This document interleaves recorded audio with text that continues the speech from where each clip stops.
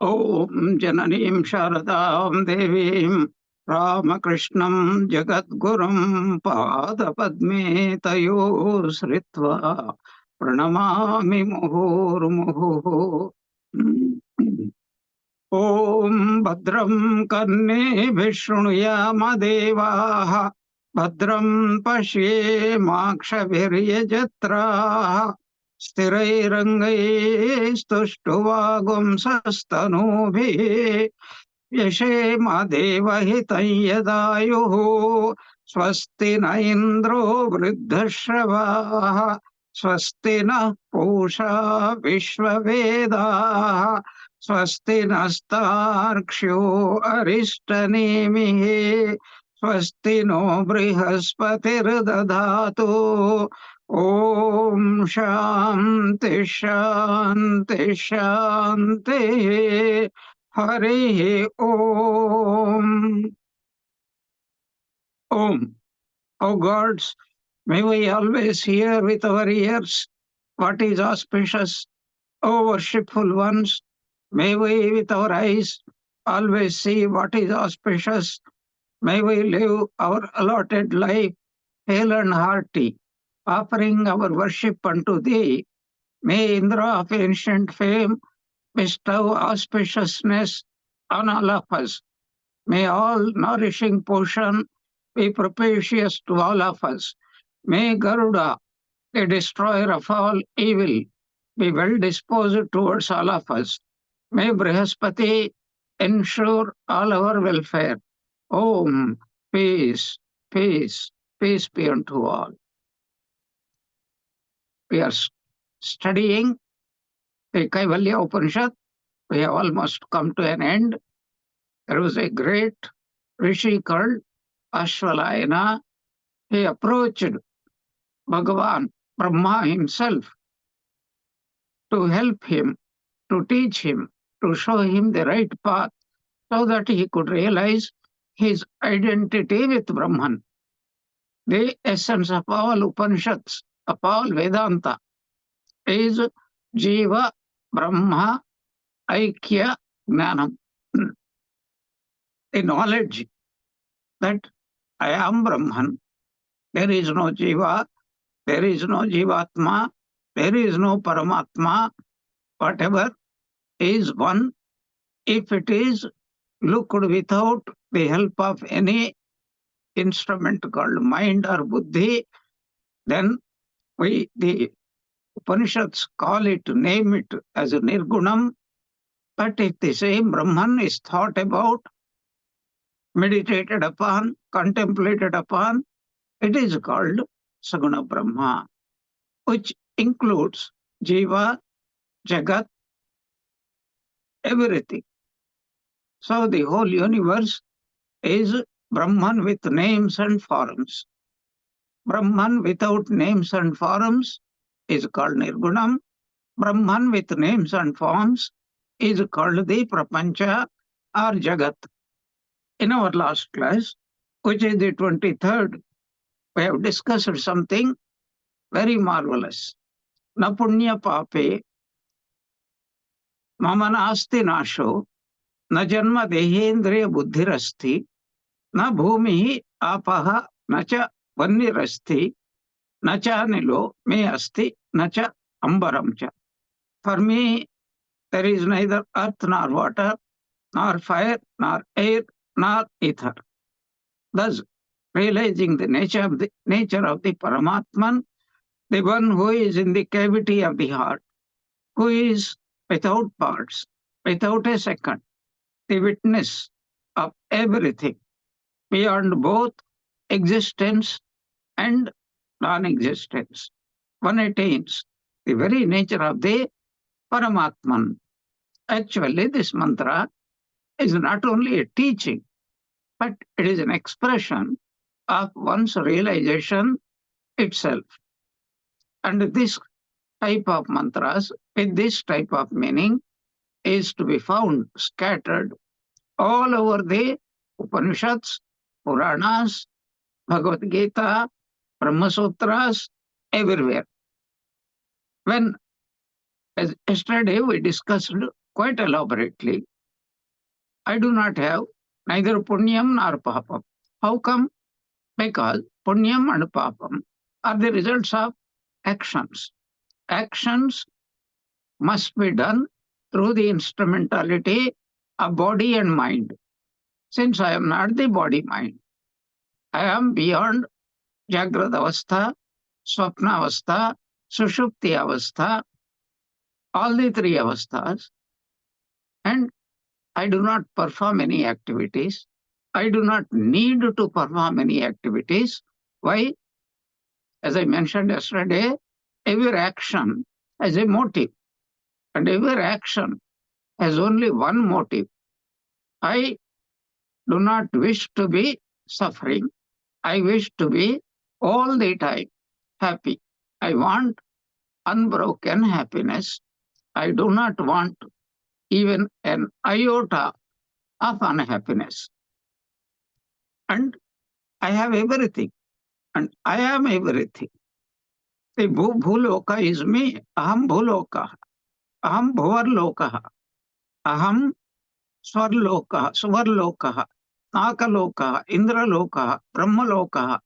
I am the 14 worlds. And whatever loka means what? Whatever experiences we have, that is called loka. Lokyate. Bhunjate. Bhujyate. Experience. That is called loka. So supposing somebody is here and he is very happy. Where is he? He is in India. But he is very happy. And what do we need to say? He is not in India or anywhere. He is in Swargaloka. Same person, he is very unhappy. He is suffering. Where is he? He is not in India or anywhere. He is in Narakaloka. So happiness and unhappiness, good and evil, all these dualities are nothing but the mentations, the thoughts in the mind, like clouds in the sky. They come and they stay for some time, they disappear. It's a beautiful analogy given by Sri Ramakrishna, and there was a very marvelous incident. At one time, Swami Turiyanandaji was wandering, and he reached a particular place. It was noon, terribly hot, and he sat under a tree, and the villagers were cultivators, and they were toiling extremely hard. Sweat was running off their body like rivers, and he could understand. He was not able to tolerate that heat, even though he was not doing any work. And then he was sitting under the tree. At that time, he was absolutely what we call depressed. I am not making spiritual progress, even though I have become a monk. Look at these people, how much they are toiling. And I have become a scrounger. That is, I am scrapper. I am living off the earnings of these hardworking people. I am a sponger. These kind of thoughts were passing. And then suddenly there was a cloud, and the sun was hidden. There was a shower, and everybody, of course, got refreshed a little bit. This is the bounty of God. Having rains, that is why Bhagavan Krishna says, from me comes the rains. From me comes also the drought. Everything, whatever comes, is from me only. After a few minutes, then Turiyanji had seen the clouds has dispersed and the sun started shining. Immediately understood. My mind was clouded, so there was a darkness, a depression. But these are thoughts in the mind. Depression is a thought. Suppression is a thought. Sublimation is a thought. So feel happy, unhappy, the state of the mind. With that, he became cheerful. In fact, he was describing later on that with that a realization came. I started growing and growing and growing and growing. I occupied the entire world. He did not elaborate, but we have to elaborate it. What did he mean? That this toiling cultivator, he is, I am he. And this person called Swami Turiyananda with that particular body, living the life of a sannyasi. That is also me. I am, in one way, all the people in the world, all the objects in the world. I am also the sannyasin who is sitting and thinking depressing thoughts. So I am everything. Then he became free from those depressive thoughts. That is exactly reflecting what we are talking. Na punya pape. I have neither punyam nor papam. Then what is your nature? So I am Sat, Chit, Swarupa, Ananda Swarupa. Mama nasti nashaha. I do not have any death, destruction, or finiteness, limitedness. Na janma. I don't have birth.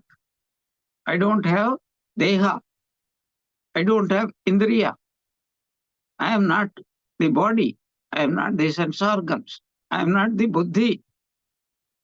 And then pancha mahabhutas. Bhumi, apaha, agnihi, chalaha, prithvi. Na bhumihi, apaha, na cha vannihi asti. Na cha anilaha, means vayu. Na cha ambaram. So Prithvi, I am not the Prithvi, I am not the Jala, I am not the Agni, I am not the Vayu, I am not the Akasha, but that from which all these, like the clouds in the limitless sky, that appear and that disappear. And why do they appear? Because of the wind of Maya. Maya has both aspects, Vidya, Avidya. A beautiful song was written by Swami Dayatmanandaji Maharaj. It says that the Divine Lord, Arupa Sayare, Leela Lahari, Utilo Mridula Karuna by a breeze of compassion has risen in that ocean, which is absolutely still and formless. And what is that breeze? It created a wave. And what is that wave? Avatara, Ramakrishna, Rama, Krishna, Buddha, Christ. These are the avatars. So in this 23rd mantra, both it is a mantra of contemplation for the highest advanced student, and it is also something which is the experience of persons of every Jivan Mukta having come down. What do you think he will say? Who are you? He says, I am Paramatma. Oh, can you explain a little? Yes. Na punya pape, mama nasti nashaha, mama janma, deha, indriya, buddhi, na asti. I am not the earth. I am not the apaha. I am not the fire. I am not the wind, air. I am not the space. I am that secondless Advaitiyam Parabrahma. So, na bhumi rapo, na cha vanniraste indicates all the Panchabhutas. The Upadesha teaching is continuing in the 24th mantra. Evam viditva paramatma rupam guhashayam nishkalam advitiyam samasta sakshim sat asat vihinam prayati shuddham paramatma rupam. In this 24th mantra is given a hint. One has to contemplate that Paramatman. As we just now discussed in the 23rd mantra, na punya pape, na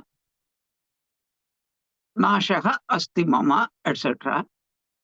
But by contemplating. What is contemplation?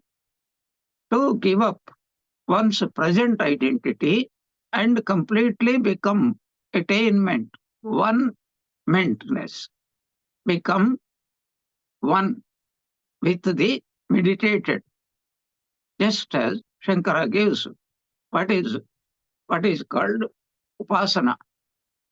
Just like all of us feel, I am the body, I am the mind, without any effort, naturally. So a person who succeeded in this contemplation of the Parabrahma and attained to the identity, I am Brahman. So for that person to think that I am the body mind will be as difficult for us to think that I am Brahman. And for us to think I am the body mind is the easiest thing, most natural thing, most habitual thing, and effortlessly, unconsciously, that is what we feel. And so the realizer of Brahman, a knower of Brahman, what does he become? Brahmavid, Brahma eva bhavati. He becomes oneness. And for him, there is, I should not use the word, we should never use the word unconsciously also. We have got experience of awareness, unawareness, non-awareness. We have got consciousness, we have got unconsciousness. In fact, we have got 4 types of consciousness: external consciousness, subconsciousness, unconsciousness, superconsciousness. Whereas is Brahmagnani, Shuddha Kevala, Shuddha Chaitanyam. That is what is indicated here. Sat Asad Vihinam Shuddham Paramatma Rupam. Evam Viditva. Knowing what has been indicated earlier, I am not the body, I am not the mind. Therefore, if I am not the body and mind, I am not experiencing either Jagrat, Swapna, or Sushupti. And therefore, I do not have the names. Only when I experience the waking state, I get the dualistic name. One is Vishwa, another is Virat. But the same me, giving up this dress of Vishwa, I put on the dress of the Swapna. Then my name becomes individually Taijasa, and my cosmic form is called Hiranyagarbha. And at the same time, when I give up that dress, enter into deep sleep state, then I get the another dress called Karana Sharira, causal body, and I get as an individual Prajna and as a universal Ishvara.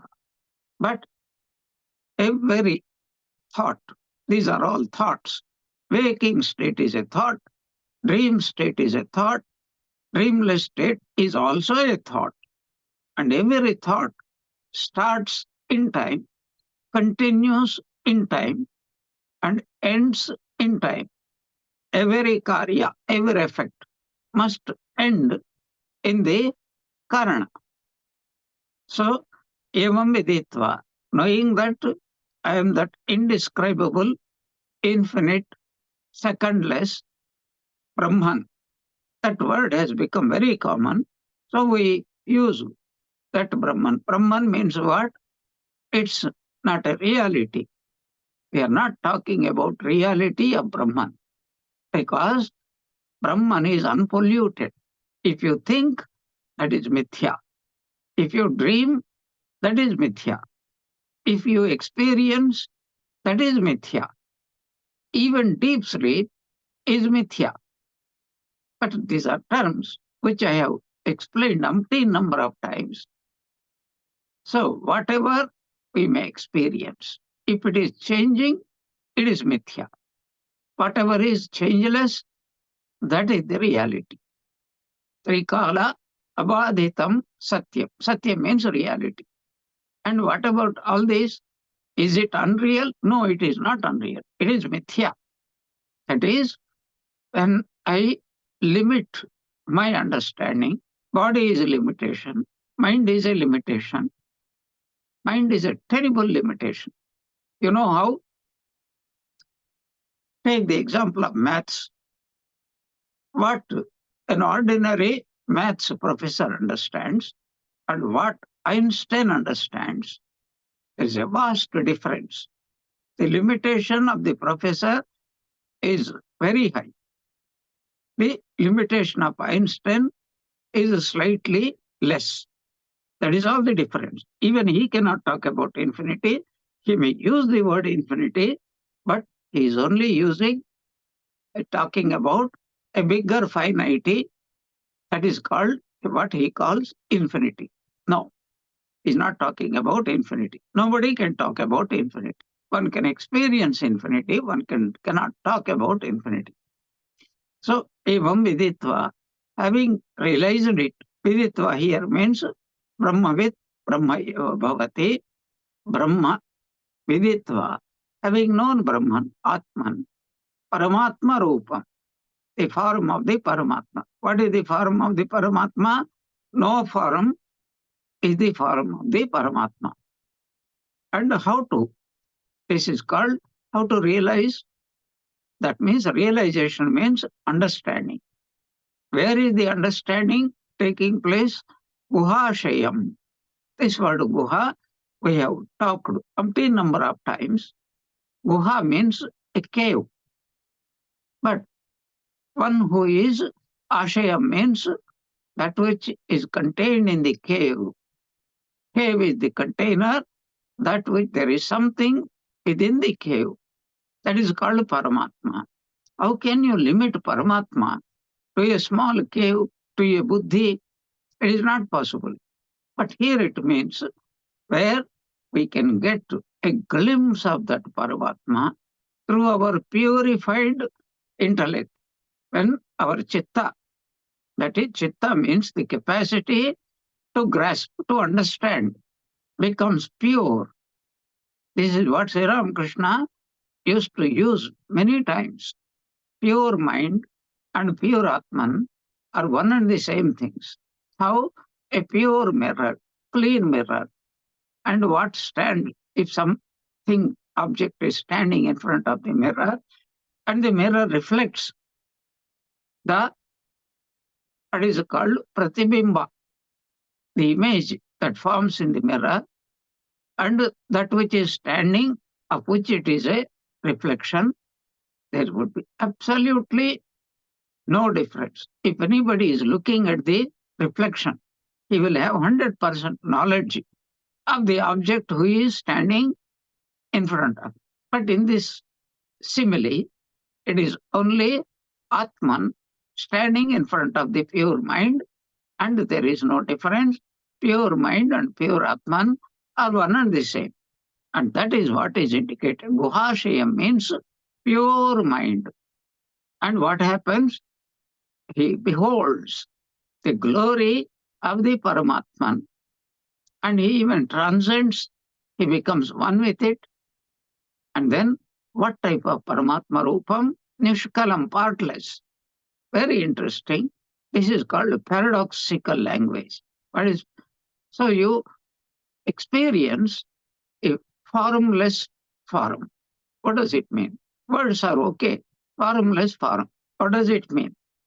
And all the time we are quarreling about, Ramanuja talks about God with form, and Advaita is talking about God without form.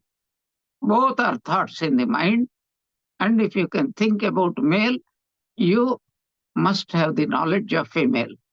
If you are thinking of light, you must have knowledge of darkness.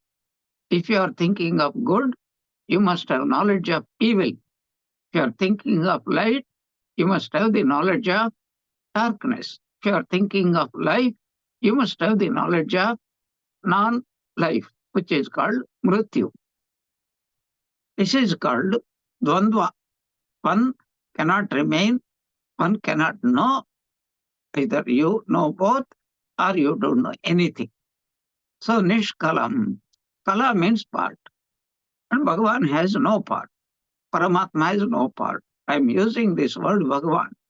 God. Never ever make the mistake that whenever Sri Ramakrishna uses the word God, God realization, he means Brahman's realization, not Saguna Brahma, Nirguna Brahma, ultimate reality. So this God, Nishkalam, partless, Akhanda, and if he is partless, that means he is everything. What is partless? Infinite. Does infinite have infinite amount of finiteness? Like our bodies, they have got different parts, but it is not infinite. But real Akhanda is like space. You can take a knife and you can move it in any way you like. Are you going to cut as you cut a cake?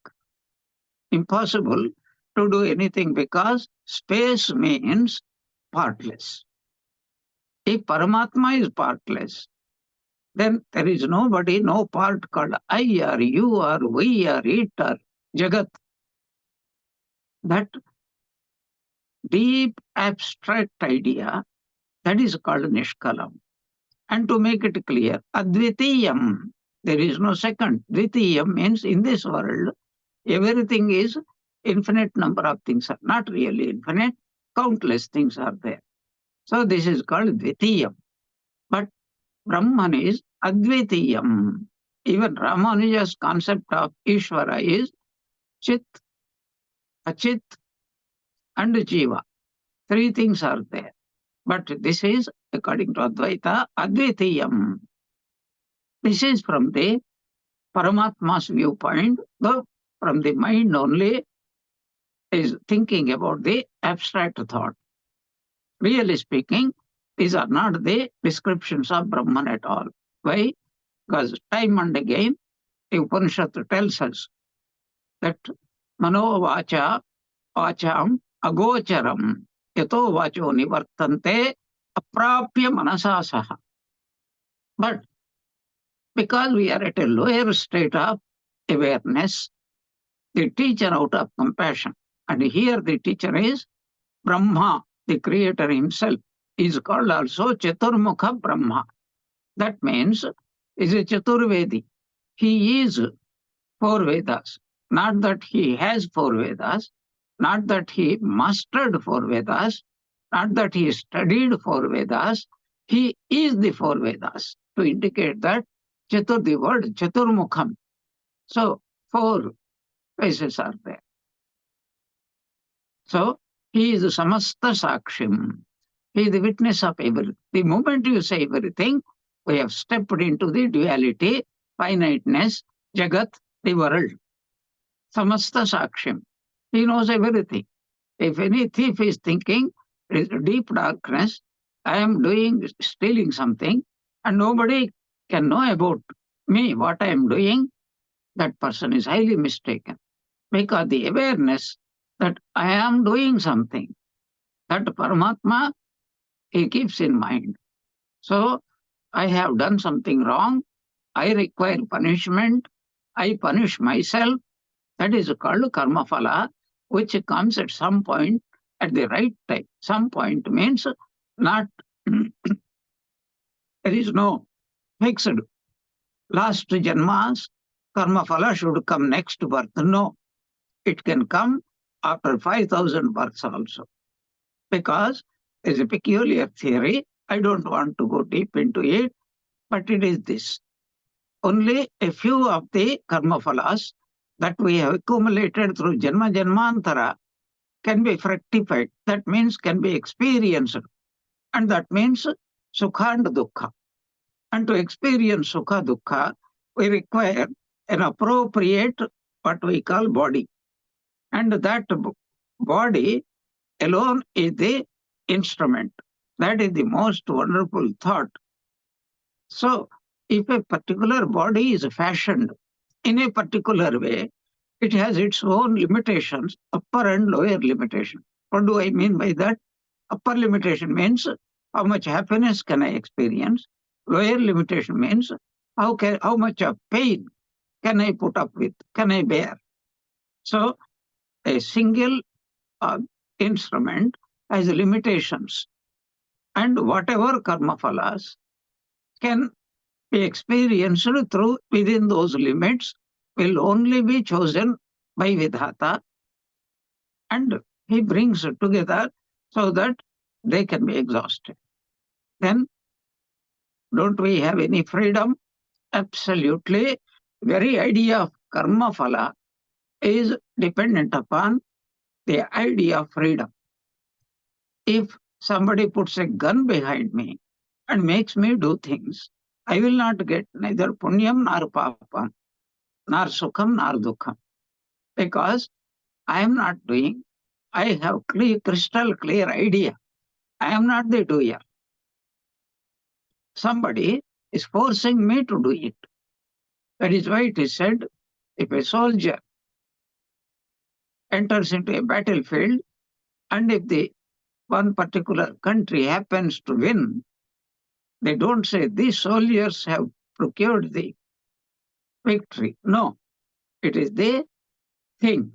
Or prime minister or president, whatever you call it, the credit, the debit, both go only to that person. So like that, here also, samasta sakshim.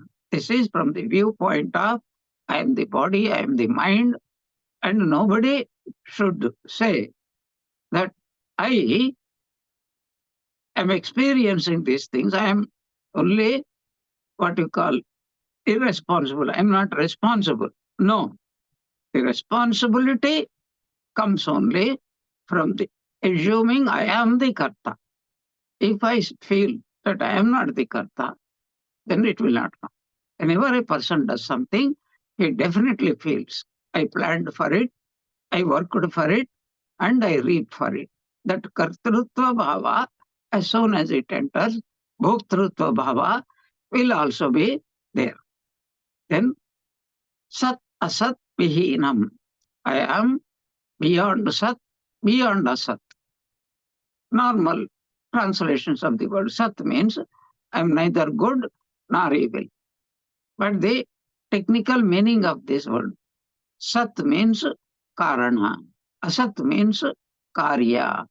I am beyond karana and karya. As a Brahman, as Nirguna Brahman, I am neither the cause nor the effect. I am birthless and I do not also produce anything. As we said, now punya pape mama asti. I do not have punyam or papam because I don't have any wants, and therefore I do not do anything like that. Similarly here, but from the viewpoint of the Jagat, Karana Karya, 100% will apply. So, who is your cause? My parents. Who is their cause? Their parents. Want racing? Ultimately, you will come. It is only God who is unmanifest. From unmanifest is the cause of the manifest. And there is a inexorable law that whatever has come from wherever it has come, it has to go back. This is the principle. That is why Swami Vivekananda proclaimed umpteen number of times, each soul is potentially divine. What does it mean? That you have come from, in the simple words, you have come from the divine and you are living in the divine and you will have to go back to the divine. The process of coming down from the divine is called involution, and the process of going back is called evolution. Swamiji, as I explained in my other classes, had dealt a blow to the so-called rationality of the West at the Chicago Parliament of Revisions. How do you know that you are really evolving? Unless you know from where you have come, unless you know the Mula Karana, the original cause, you will never know whether you are progressing or you are regressing. Like sometimes the what is called direction meter in aeroplanes, it gets spoiled. And imagine it is full of clouds. Nobody will know the plane is going down, up, or towards the east or west, south or north. Nobody will know. Like that, if we are within this created world, talking about the creation, thinking what could be the cause will always remain veiled because it is unmanifest. Then how do we know? Because of the teachings of Shruti, scriptures. Swami Vivekananda was a rishi. He knew what he was talking about. And what is rishi's talk is called Shruti. So Shruti tells us that you are Paramatma, you have come from Paramatma. To explain it to simple-minded people like us, you have come from Paramatma, just as a baby comes from the parents, and you are living in Paramatma because the world is he who is sustaining you is Paramatma, and ultimately the karya, the effect, must disintegrate and merge itself in the karana. There is no other way. All the panchabhutas are the components of panchabhutas which are manifesting as my body, your body. When the death occurs, all the constituent elements will take back whatever they have lent so far. So this is what is meant sat asad vihinam, because as pure Brahman, I am beyond cause and effect. And one who contemplates this idea of Paramatma, Paramatma Rupam means what? Do not think is like a tree, you can distinguish it from others. Advitiyam. Therefore, is Akhanda and Advitiyam, Nishkalam Advitiyam. So you can never distinguish one from the other. That is the meaning of partless. That is called Paramatma Rupam. It is what is called a very abstract idea. But there are some people who could meditate upon that abstract idea, and to aid us in this meditation or contemplation or upasana, very often the enlightened teachers give us the idea of Akasha. Akasha is almost infinite. It is not really infinite because it is born from Paramatma, it is limited. But as far as practicality is concerned, it is infinite. And so meditate upon the space. Sri Ramakrishna has given a beautiful example. Imagine a bird, only one bird, and it is flying joyfully in the Akasha. And it is fearless because there is no second bird. There is no what is called a preying bird which can kill it, a bigger bird, nor it has any another bird which it can damage or kill. It is completely free from thirst and hunger, and it is expressing its joy from flying in that what is called limitless sky. Sri Ramakrishna sometimes used to give example of a fish, especially there was a pond, and Sri Ramakrishna used to take devotees to that pond, especially him, and joyfully the fish were swimming because nobody was allowed to harm them.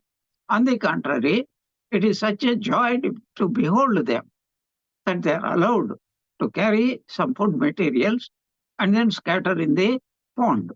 And the joy with which these creatures eat what we do not even contemplate, it is something amazing. So that is what is being. How to contemplate the Paramatman is being described here in this 24th mantra. So what happens? Prayati Shuddham Paramatma Rupam. One who succeeds, he loses all his limited conceptions, including the idea I am the body, I am the mind. Then what is Prayati? Prayati means becomes one completely. But with what? Shuddham Paramatma Rupam. In that indescribable Paramatma. So, evam viditva Paramatma Rupam Guhashayam Nishkalam Advitiyam Samasta Sakshim Sat Asad Vihinam Prayati Shuddham Paramatma Rupam.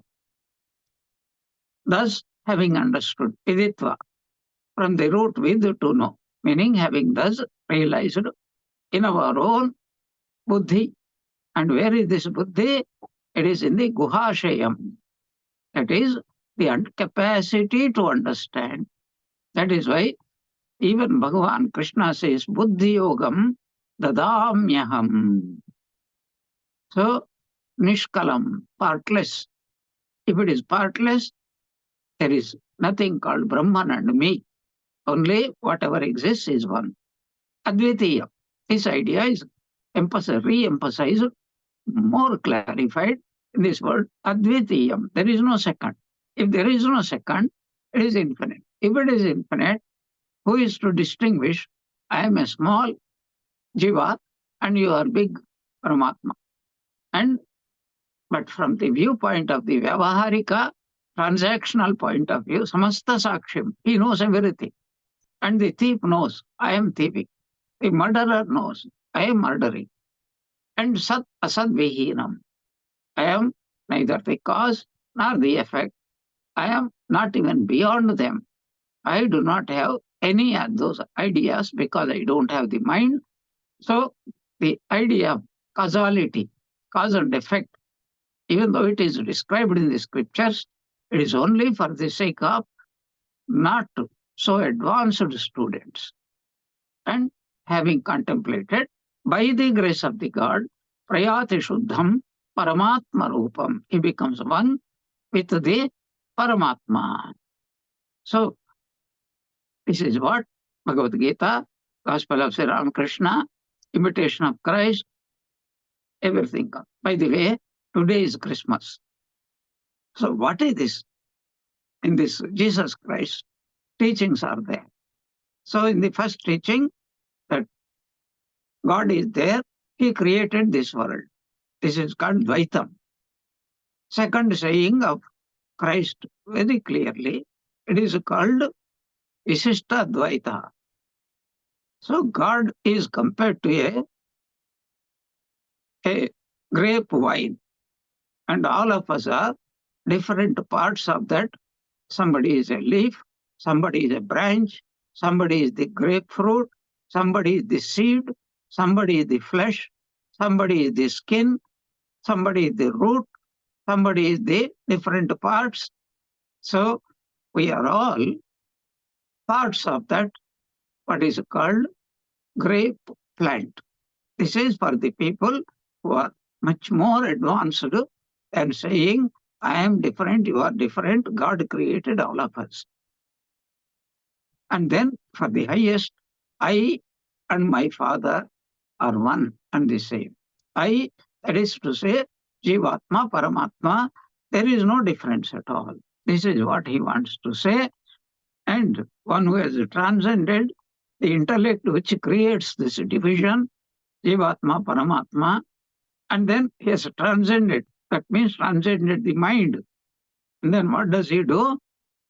That he understands, I am one without a second, and I do not have birth and death, and I am what is called that Paramatma. In the Bhagavad Gita also, Yo mam evam asammudha janati purushottamam sa sarvavid bhajati mam sarva bhavena bharata. So, very interesting statement in the 15th chapter. He who knows me does. Does means what? Purushottama. He called Uttama Purusha. Purusha Uttama, Uttama Purusha. That is why it is called Purushottama Yogo Nama Panchadasho Adhyaya.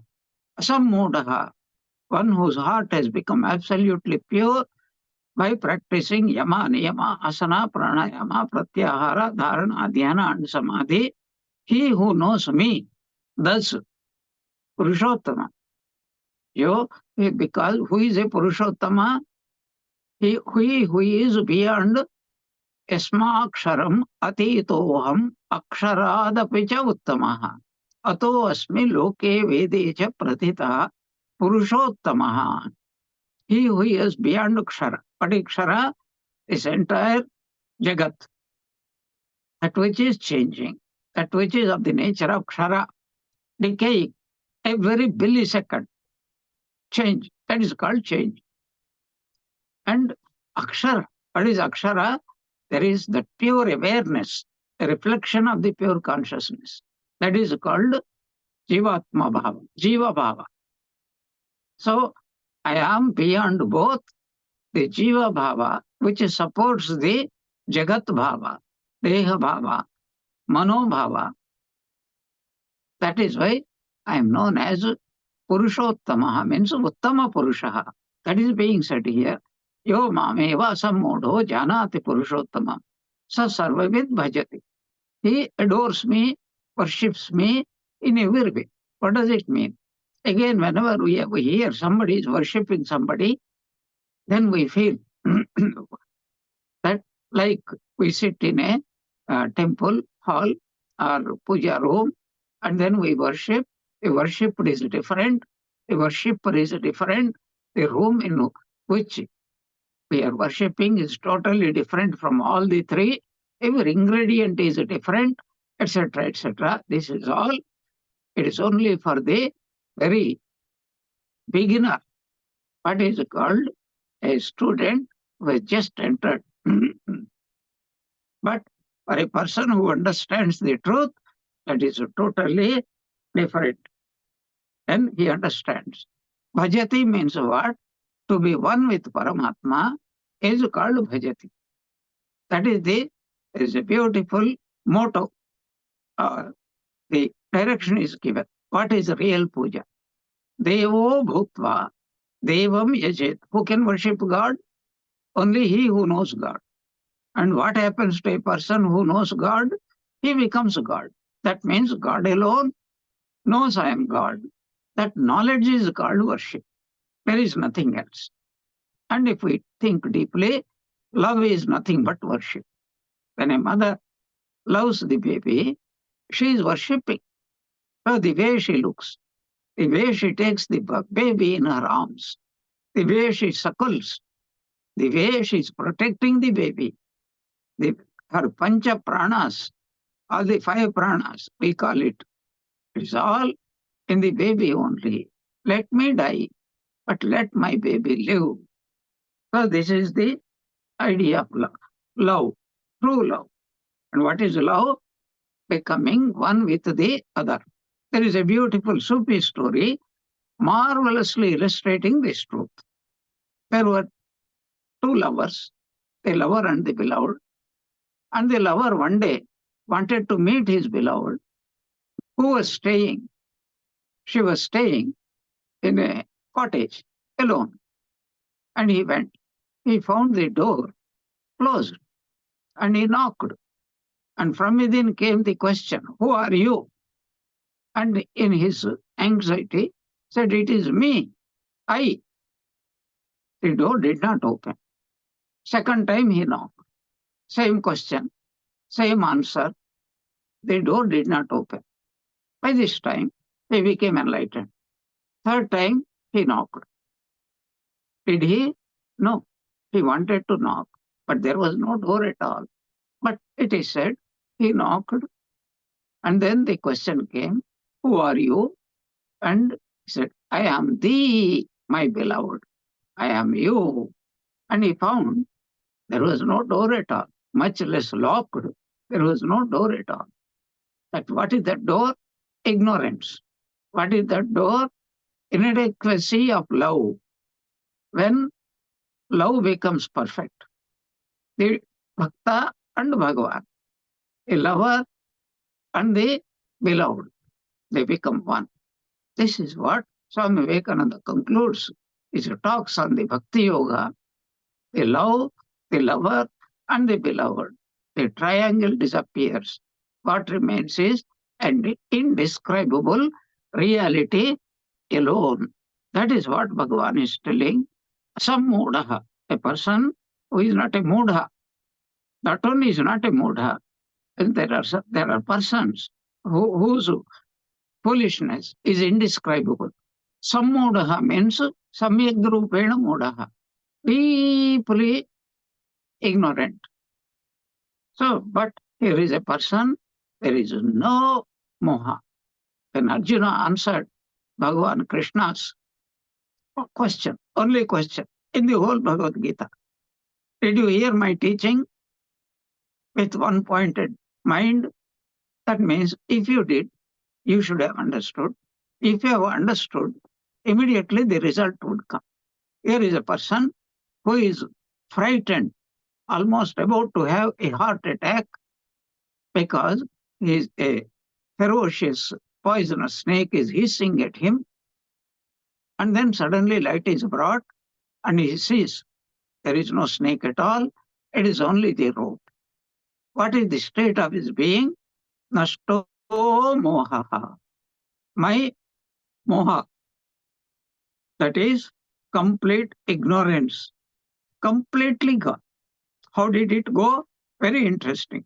It is very useful for us to know. Tat prasada. By your grace, you brought the light. And as soon as light is brought, two things happen. So the disappearance of the snake and the reappearance of the rope, or the knowledge of the rope. But that is an inadequate way of expression. What we should say is, there was never any snake, so that was only an idea in my mind. My mind becomes clear. That is called asammodaha. And then I find I was mistaken. The mistake, it is not that the rope has ever become the snake, and again the snake went back into the rope. There was no snake at all. This is called Brahmavid, Brahma eva bhavati. These are all similes, beautiful similes. We have to understand it.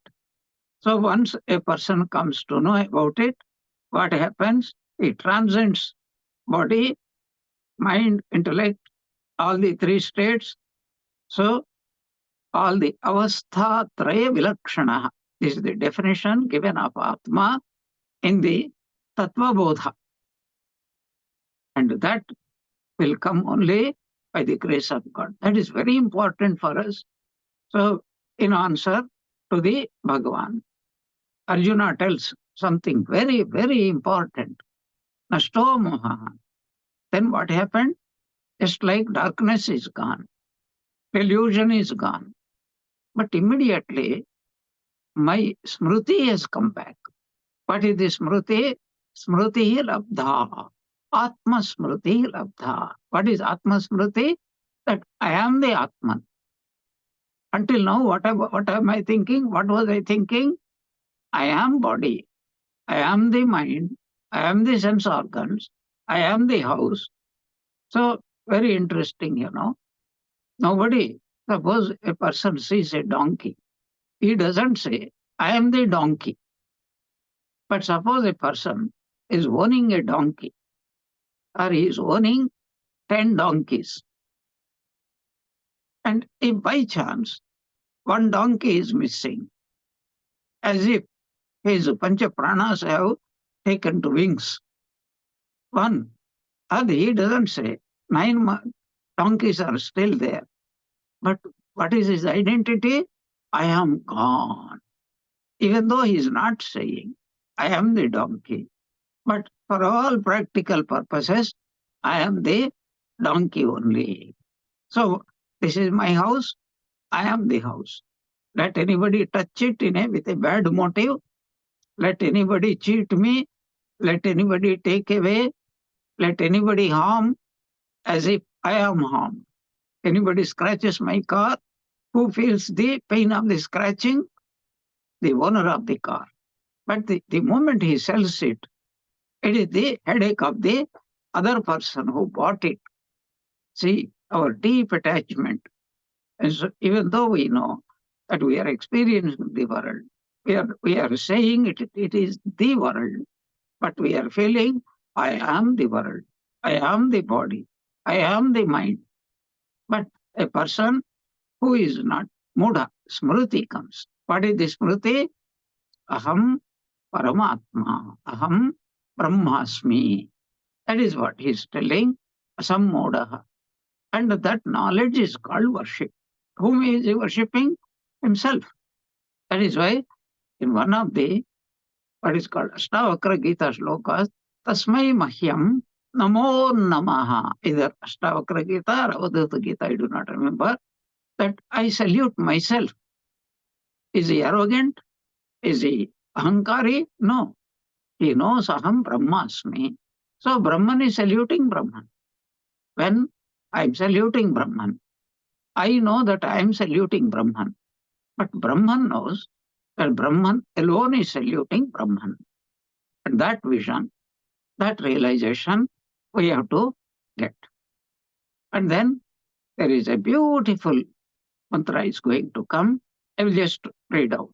Yah shatarudriyam adite, so agniputo bhavati, sa vayuputo bhavati, sa atmaputo bhavati, sa surapanat puto bhavati, sa brahmahatyayah puto bhavati, sa suvarnahateyat puto bhavati, sa kritya akrityat puto bhavati. A most marvelous mantra again. So this Kaivalya Upanishad is equated with Shatarudriyam. Shata means 100. Rudriyam, that 100 verses are there where Bhagavan Shiva is there.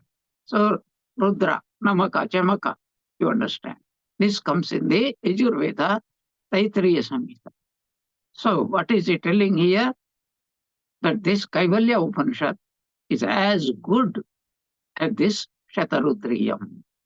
So he who studies the Shatarudriya becomes purified by fire, is purified from the sin of drinking, is purified from the sin of killing a Brahmana, is purified from sins arising from all commissions and omissions, and he gains refuge in the one who never leaves the truth consciousness.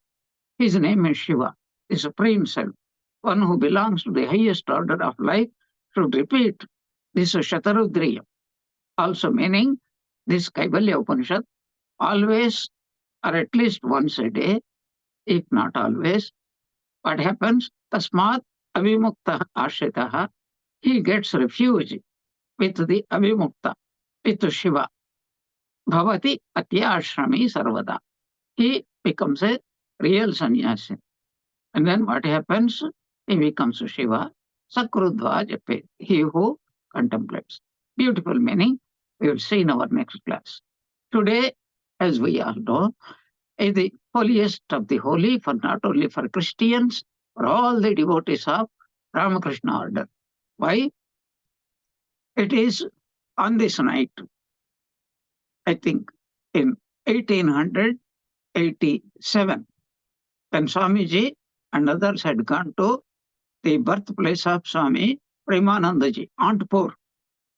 And Swamiji was inspired that night. They lit a dhuni, and Swamiji was inspired to talk about Jesus Christ. Only next morning, they realized it was the Christmas Eve. And he was full of sannyas. Let us become like Jesus Christ. And that is the foundation of the Ramakrishna order. And for all Christians, it's a marvelous day, the holiest of the holy days. And usually we greet each other.